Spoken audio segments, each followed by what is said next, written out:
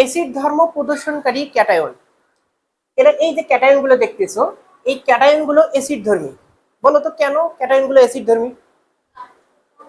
যেমন এখানে যদি বলে যে অ্যামোনিয়াম আয়ন অ্যাসিড ধর্মী কেন, কারণ কি করবে বলো তো, একটা প্রোটন দান করবে, তাই না? হ্যাঁ, যেমন কাকে প্রোটন দান করা দেখাবা?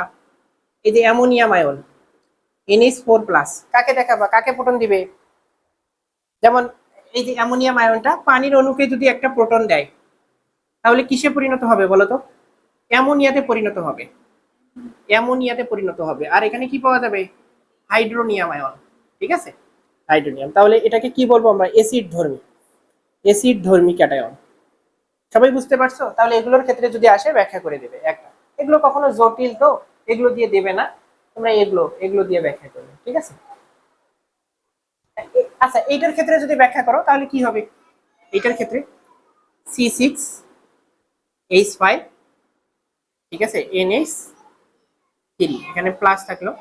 আচ্ছা, পানির অণুতে যদি একটা দেয় তাহলে এখানে কি পাবে? C6H5NH2, ঠিক আছে, ফিনাইল এমিন। আর এখানে একটা প্রোটন গ্রহণ করলো, তাহলে কি হবে? Hydronium ion. বুঝতে পারছো কি? যার কারণে এটা কি বলতো? অ্যাসিড ধর্মী। হ্যাঁ, একটা দান করছে H+ এখান থেকে। বুঝতে পারছো কি? এডমিশন টেস্টের পড়া এগুলোই দেবে যে কোনটি অ্যাসিড ধর্মী, MCQ। বুঝতে পারছো কি? এগুলোই বেশিরভাগ আসে।